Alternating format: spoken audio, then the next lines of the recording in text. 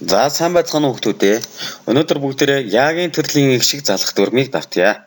За яагийн төрлийн их шиг нь я, ё гэсэн их шигуд байна.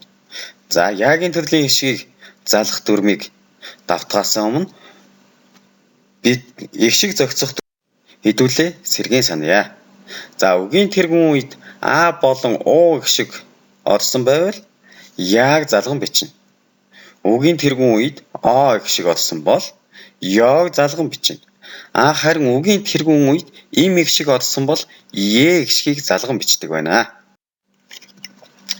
За яагийн төрлийн их шигийг залган бичих үндсэн дөрвөн байгаа. Үүний нэгдүгээрт нь гийгүүлэгчээр төгссөн эрг үгэнд яагийн төрлийн их шигийг залгахдаа хатуугийн тэмдгээр тусгаарлана. За жишээ нь гарыг, явъя, оръё гэх мэтчлэн үгс байна. За хоёрдугаарт нь гийгүүлэгчээр төгссөн ийм үгэнд яагийн төрлийн их шигийг залгахдаа зөөлний тэмдгээр тусгаарлана. За үүнд нь тэврий, нэсий, хэсий гэх мэтчлэн үгс байна. За гуравдугаар дүрм эгшгээр төгссөн үгэнд яагийн төрлийн их шигийг шууд залган бичнэ. За жишээ нь наай, нэй, нүү гэсэн үгс байна.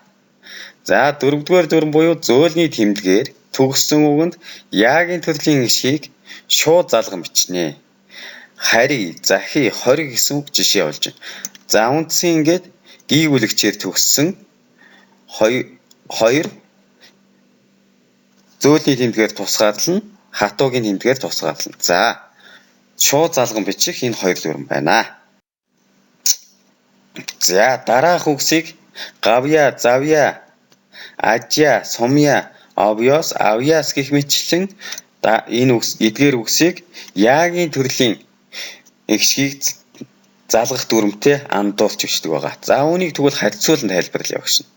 За хари, зохи, хориг гэх мэтчлэн үгс маань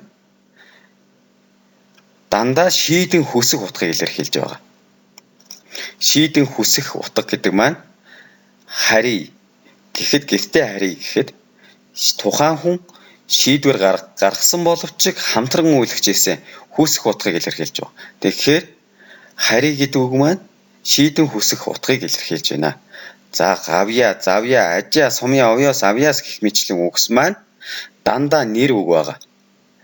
За хоёрдугаар ялгаа нь болохоор нэр үг байгаа бол эдгээр маань хари, захи, хориг гэсэн үгс маань дандаа үйл хөдлөл, үйл үгийг зааж байна. За анхаарал тавьсанд баярлалаа хүүхдүүд.